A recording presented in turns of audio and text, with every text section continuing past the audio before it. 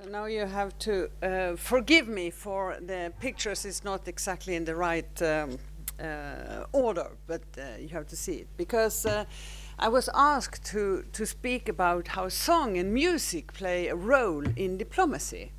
And actually, since it is that culture serves as a very powerful vehicle in diplomacy, both within nations but also beside nations, I will give you some examples from real life, and then, hi, I didn't see you, and then some of the more general things that we do. And actually, I will start with ABBA, because today it's 50 years since ABBA, and I guess most of you know ABBA, won in Great Britain with the song Waterloo. And I will come back to what the French military has meant for Swedish cultural songs, but you will get that in the end. Actually, the former, now I should see again.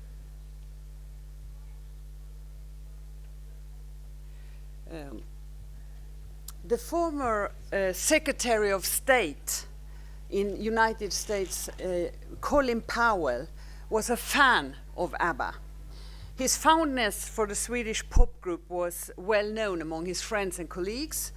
And one of my predecessors, Anna Linde, and you see Colin Powell and Anna Linde on the picture, had a very warm and useful, for Sweden, useful relation with Colin Powell. She was tragically assassinated 20 years ago. She was only 46 years old when she was stabbed to death for political reasons.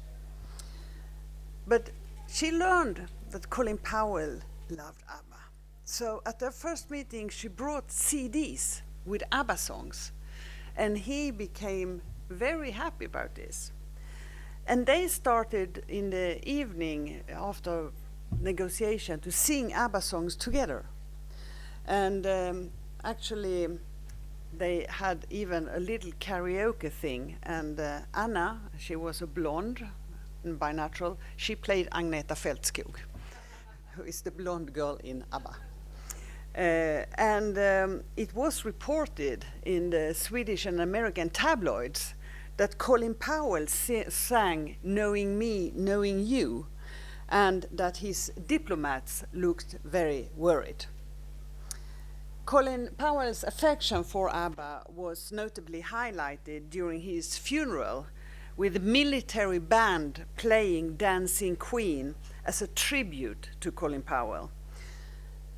And that added a very personal and a very memorable touch to his legacy, demonstrating his lighter side for being a distinguished military and having a distinguished military and political career. Last month, I was invited as a speaker to the 20th anniversary of Slovenia's membership in NATO. There was very serious discussing during the day. I was invited to speak about women, peace and security because Sweden had a feminist foreign policy during my tenure as foreign minister. And in the end, there were a little bit more festivities. There was a presidential speech, but there was also the National Army Orchestra. And in the end, as a tribute to Sweden and to me, the band played Waterloo. But then one of the military leaned towards me and said, "Wasn't that a big defeat?" But then it was a big defeat for the French, not for the Brits. So let us, yeah, you can see it. So let us continue to the Eurovision and diplomacy. The Eurovision Song Contest final is the world's largest television show with 200 million viewers. It's of course a wonderful, sometimes very crazy with songs and entertainment, but in many ways it's also a reflection of culture, social and political development. In Europe, where the competition says a lot about the mood and about the continent. I guess that some of you have heard that the Eurovision final was last weekend in Malmö, because Sweden won last year. This year it was Switzerland, but last year it was. And it turned out to be a big controversy, because as always, Eurovision is also about politics. And this time there was an Israeli singer who was, Israel is part of the Eurovision Song Contest, as is Australia, for historical reasons. But because of what's going on in Gaza, there were big demonstrations the whole week, because people didn't want Israel to be allowed to sing, just as Russia was not allowed to sing after the invasion in Ukraine. But it was used also for diplomatic reason. The Israeli ambassador went to Malmö and did many interviews, and during the whole time he had a black t-shirt with the word ABBA on it. So it was used in a clever way by the Israeli ambassador as a diplomatic tool. After the Russian invasion in Ukraine, the Ukraine singer Ruslana won that same year. And you know, it's, for those of you who are not familiar with Eurovision, you have half of the votes from ordinary people who text message or ring in their votes, and half is by a jury. And she won, and the Ukrainian government has used her and the song on numerous occasions to build support for their cause against the Russian invasion. Then we have Nicola Klase. She is a very experienced Swedish ambassador. She was ambassador in London, in Helsinki, and now after the summer she will be the new Swedish ambassador to the United Nations. She's also a great fan of Eurovision. She did in 2016 a radio program called The Swedish Ambassador's Guide to Eurovision. And it was such a hit that she got several awards from the BBC World Service and from the Association of International Broadcasting Award. She thinks that this Eurovision Song Contest, with its political explosiveness, is kind of a temperature of the political situation in Europe. For a few minutes, the participating countries gets the chance to show itself to the outside world in one of the world's most widely distributed television broadcasts. Diplomats call this soft power, to make an impression on others. The theory behind soft power is that an attractive country gains many followers and thus get a greater weight in international contexts. Basically, it's about the country being perceived as attractive. One way to get there is to do well in Eurovision. When the competition reaches also United States and China, 3 minutes are very valuable. Ambassador Klase admits that it is easy to dismiss Eurovision as a single spectacle, a simple spectacle, with no connection to European politics. But she gives an advice to her fellow diplomats. The Eurovision vote is in fact one of the best gauge of political development on the European continent. And you could see this year that many countries, for example, Sweden and many other countries, the jury gave not so high points to the Israeli votes, but many in the societies has decided to support the Israeli singer and gave her the #1 place in their votes. This is precisely why, as the Ambassador Klase said, that makes the competition irresistible for diplomats.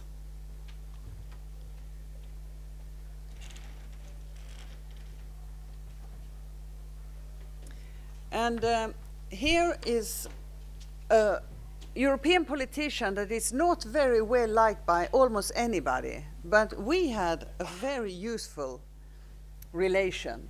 That is Liz Truss. She was like Prime Minister for 49 days or so, something like that, after having a catastrophe, economic policy that was a catastrophe for Great Britain.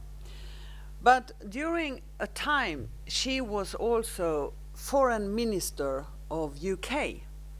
And that was the time when Sweden applied for NATO-ship. And today, the 17th of May, it's actually exactly 2 years since I signed the application for Swedish membership in NATO. But we also needed to get security guarantees from countries in this very vulnerable time between applying for membership until we got membership, because then we were on our own with no security. And the Russians had said that during this time we will not be forgivable for you applying to membership of NATO. So I thought for me it would be very, very important to quickly form a bond with this new foreign minister of UK. And I decided to do a little bit what the male foreign ministers always do, or prime ministers. They take their counterpart to a football game. And then they sit there together and, cheer over their teams and so on. So I say I'm not very interested in football, and I guess she was not very interested in football, but I wanted to do something for us to bond. And then I saw that in London they had this wonderful musical, a feminist musical called And Juliet. It's a Swedish songmaker called Max Martin. He is the second person in the world who has #1 Billboard hits. He has written many, many hits for Britney Spears, Take That, Taylor Swift, whenever. It's just Paul McCartney who is #1, and Max Martin is #2. So, all of the songs everybody has heard hundreds of times. And Liz Truss asked, can I take my teenage daughters? And I said, yes, of course. And it was fantastic. This musical, who is both on Broadway and in London, is an absolute smash hit. And both she and I and her daughters were so, in such a happy mood. So we bonded. And you can see in that picture, I think it shows that we bonded very much. And she did everything to get us an agreement of security guarantees, and what was extremely, oops.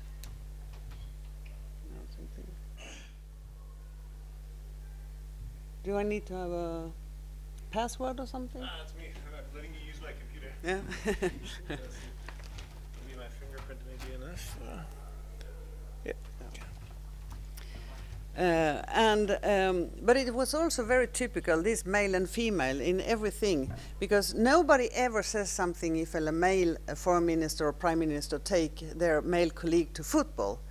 But when I said I want to take her to the musical, they said, oh, but we cannot pay it. We think you have to pay it yourself. And is this diplomacy or is this blah, blah, blah? But the ambassador in London said this is public cultural diplomacy at its best. So she supported me, and finally it became a principle for me. So. So in the end, the foreign ministry paid for it. But we don't only have song, we also have food. This is the Swedish ambassador. He doesn't look the best in that photo, but still. This is the Swedish ambassador to South Africa. His name is Håkan Juholt. He also used to be a party leader for the Social Democratic Party of Sweden, and he was before that the ambassador to Iceland. He coined the term herring diplomacy as an innovative way to build relation and promote diplomatic contacts. The concept involves using herring, that is a traditional Swedish dish. You can say something like sushi. It's a raw fish with a lot of picklings, as a social and cultural bridge at diplomatic meetings and events. Juholt has used this herring diplomacy by arranging activities such as the master class in herring pickling at the ambassador's residence in Pretoria, and before that the ambassador's residence in Reykjavik. This event has not only introduced guests to Swedish flavors, but also serve as a way to create conversations and strengthening relationships. And guests could then participate themselves in pickling herring.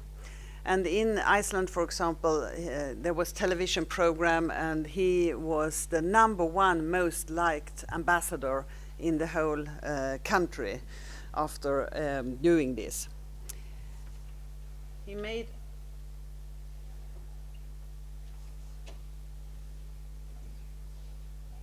this book called Herring Diplomacy. It's also in English.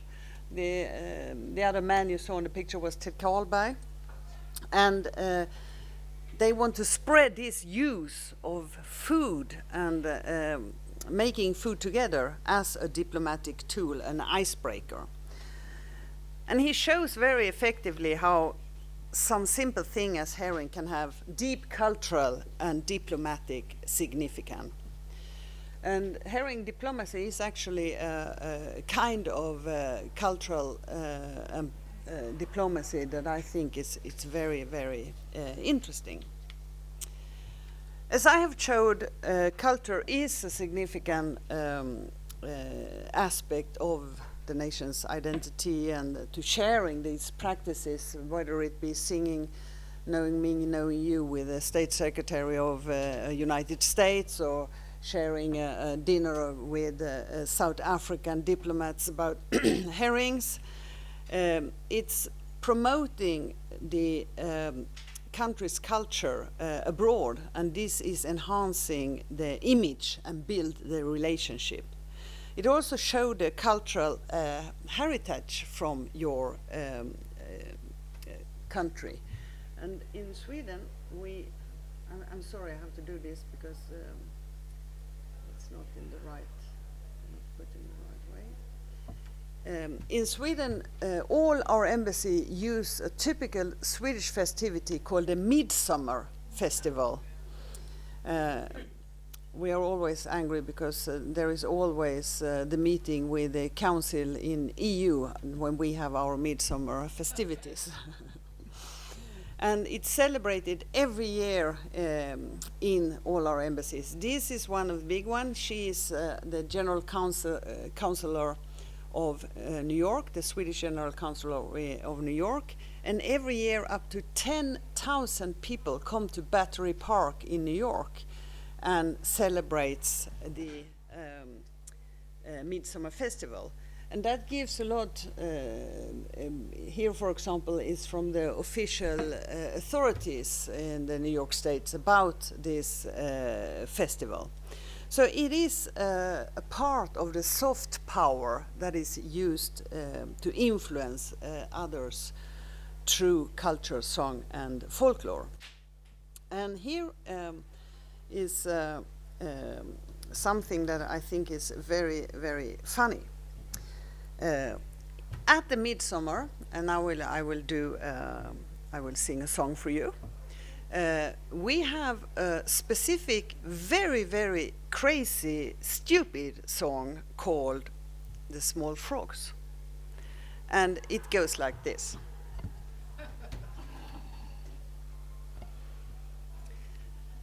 Small frogs, that's smågrodorna.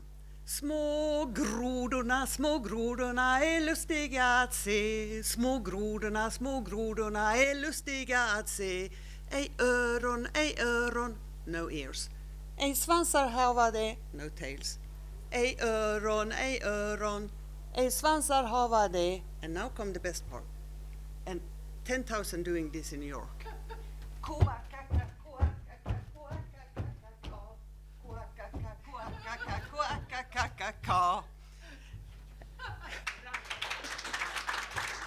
But the thing is, when you and everybody thinks it's so funny when we learn this song. I've done it with so many international guests. But this melody actually is a French military march. It's called La Chanson de l'Oignon, and the refrain is "Oh passe camarade, oh passe camarade, oh passe, oh passe, oh passe, oh passe camarade, oh passe camarade, oh passe, oh passe, oh passe." But the British thought that they wanted to humiliate the French, so they said that this is typical French. They cannot sing, and it doesn't sound like anything else than frogs. And they called the French the small frogs, and said it's not au passe, it's quack, quack, quack. But we didn't understand that this was a fight between France and Britain. So we took it as a wonderful, stupid song that everybody could dance to about frogs. So this is a diplomatic fight that we didn't understand, and now every person learns this song from they are very small and sings it at every midsummer festival. So I think this is quite a funny story. Finally, I will just say a few things that we do in Sweden to promote this cultural and public diplomacy. We have an institute called the Swedish Institute. That's a key actor in our cultural diplomacy efforts. It organizes various cultural exchanges programs, exhibitions, events to promote Swedish culture and by that values. When we had the feminist foreign policy, for example, we created an exhibition called Swedish Dads, where different male dads, everything from a bodybuilder to a carpenter and a diplomat, they take care of their small babies. Because in Sweden we have 3 months that the dads could be on parental leave, otherwise the family lose it. That's a smart thing to get the dads to take it. And we wanted to promote these values by doing an exhibition, and it was very, very popular. We also have, of course, like I guess many other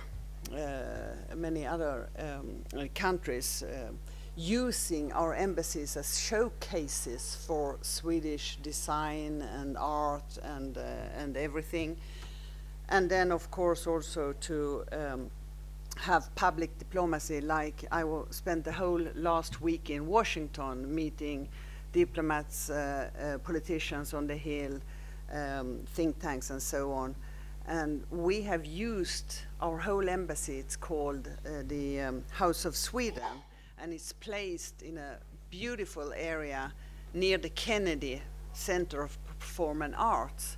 So the embassy is open, and there's always exhibitions. Well, some part is closed, of course, but you can go in from the street and see Swedish art. I was there when we had a singer. I think maybe the audience is a little too old, but she's called Robin. And maybe some has heard Dancing on Your Own, which was a big, big hit a few years ago.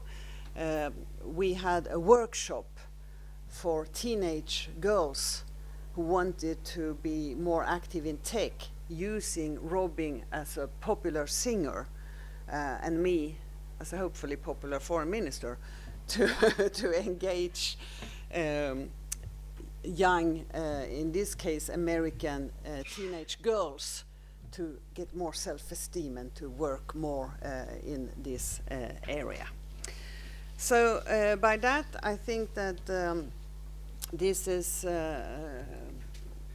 about songs, but also a little wider of how you can use music and food as a tool, a diplomatic tool in contemporary diplomacy, and how I myself have seen how effective it actually can be.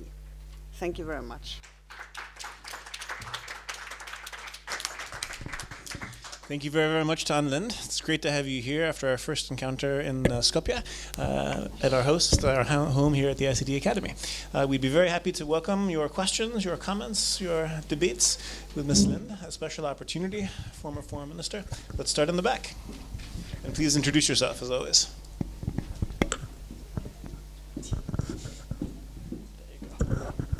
Hello, good afternoon. My name is Cyril. I'm from the Philippines, and I used to work as the Press and Culture Officer in the German Embassy in Manila.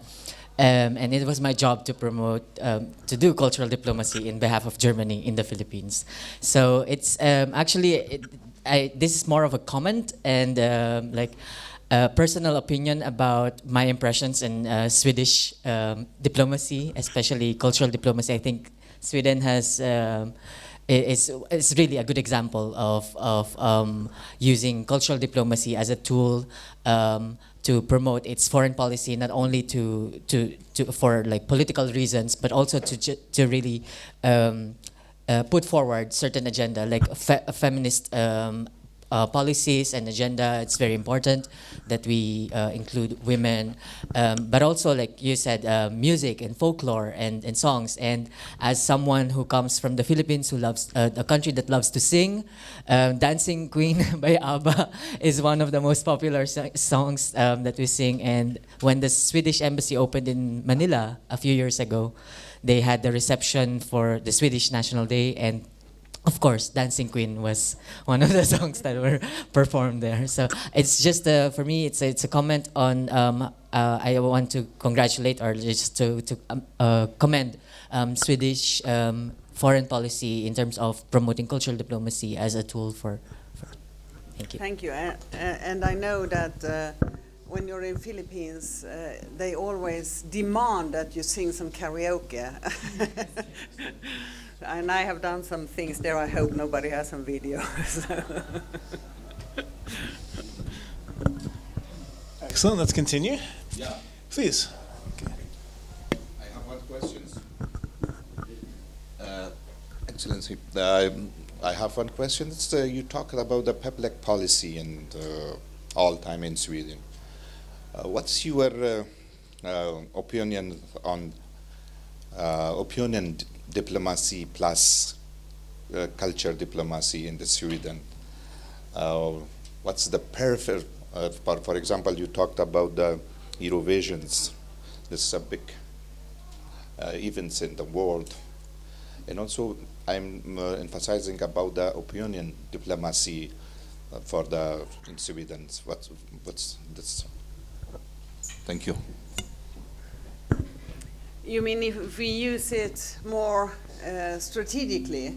Yeah. In some ways, but mainly via the Swedish Institute and that. And when it comes to ambassadors, it's very different. It depends a lot on the ambassador how they use it. Some embassies, like House of Sweden in Washington, it's in their, regulations that it is public diplomacy that should be used widely, and there are special spaces that was created when we built the embassy to be able to use in such a way. But then there are also other ambassadors that are not very interested in it. So it's, I have to admit that it's a mixed basket. But all those time when, like Håkan Juholt, who became famous in Iceland and got a television show, television programs, and then has done very well in South Africa as well by using the herring diplomacy. There are several good examples. And for example, Nicola Klase, whom I showed about, when she got her program at BBC, The Diplomat's Guide to Eurovision, now still, and that's 8 years ago since she did that program, every year she is asked in UK biggest television programs and so on, okay, what is your reaction? What do you think about Sweden? Blah, blah, blah. And it's not so easy to get a slot in UK programs, for example. So it has been an important issue.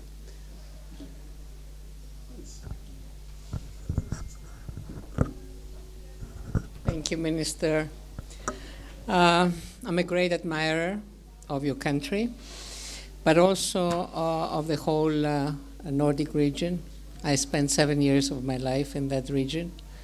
I studied in Finland, and I was blessed also to be ambassador to Sweden back in the 90s. I was concurrently ambassador to the 5 Nordic countries, so I visited extensively. And I have a deep admiration and respect for what stands for the Nordic way of life. I'm saying this because my experience was that the whole Nordic region gives a lot of emphasis on culture. And in order to exercise or to implement cultural diplomacy, first of all, you have to respect your own culture and the culture of others. So I just wanted to know what is the percentage, for example, in your budget that is devoted to culture. I know that this is much higher, maybe the highest in the whole of Europe. But can you give us a little bit more of that aspect of your dedication to culture as Sweden? If you can talk also about the other Nordic countries, that would be fine. Thank you. Thank you very much. Actually, what is most directly is how much we give to the Swedish Institute to promote all of this, and that's a huge institute. I don't know anymore. I was, as a Minister of Trade, it was my authority, so I was the one who was in charge. Yes, but under the Minister of Trade. So if the Minister of Trade is somewhere else, sometimes it's under the Minister of Industry. The Swedish Institute is there because it's seen as also promotion. We also have a music. We use music as a tool in our export strategy, and every year the Swedish government or Minister of Trade, mainly Foreign Ministry, is awarding a person with the yearly export prize, and that has become very prestigious. We give it to one popular culture person. I gave it to Ludwig Göransson, who you don't know who it is, but he won both Oscar and Grammy. He wrote all the music, for example, to Oppenheimer, this movie, and also to one of those movies about African kingdoms that is extremely popular. It's more of a well, that kind of movie I don't see. It's more of a fairy tales, but it's blockbusters. He also got an Oscar for that one, so he has been 2-time Oscar winner, and I had a possibility to award him with a prize. And also the one that goes to an opera singer or, things like that. So it's very, we take it very seriously. And also we have put a lot of tax money in music school for kids.